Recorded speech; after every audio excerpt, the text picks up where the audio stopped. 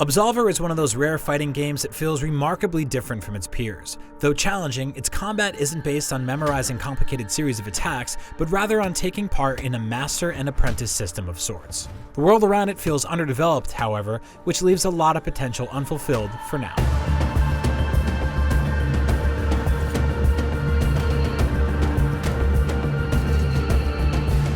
What's here is a beautiful but small open world, a ruined empire that often looks like a watercolor painting brought to life.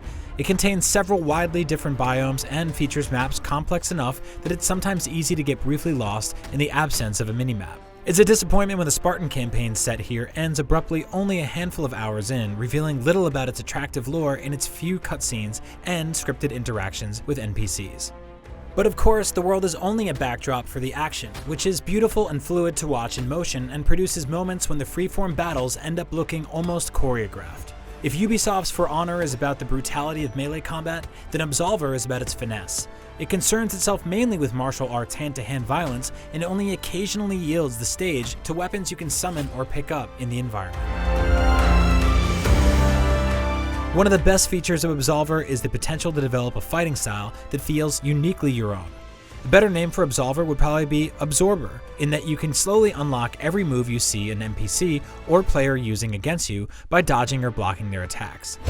As long as you go on to win those fights, the moves are then available in your combat deck, and you can then slot them into combo strings mapped to 4 different stances corresponding to your position around an enemy. That allows for some unique encounters in both World PvP and the 1 vs 1 arenas encountered throughout the 60-level journey.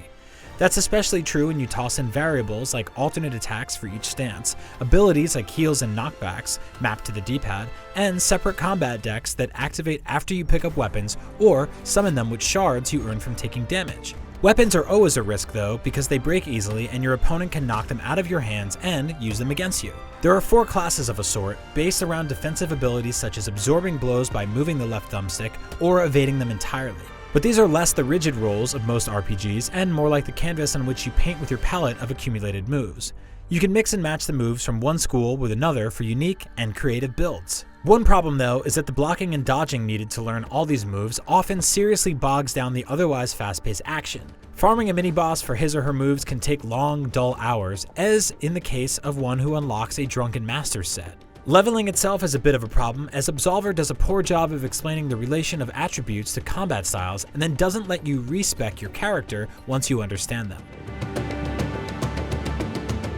It thus encourages playing with and against other players, because learning skills by dueling or fighting mini-bosses alongside another person is much faster than against NPCs. It's fun, and any griefing currently seems manageable, as zones are based around having only 3 players in them at once. 3 vs 3 matches are planned, but won't appear until later. Weapons are currently limited to swords and fist weapons, with more interesting options like bow staffs on hold until later. Even crashes still happen, particularly in the Matrix-like training room where you experiment with decks. Absolver is built on a strong foundation, and the combat remains fun and seemingly balanced long after the short campaign.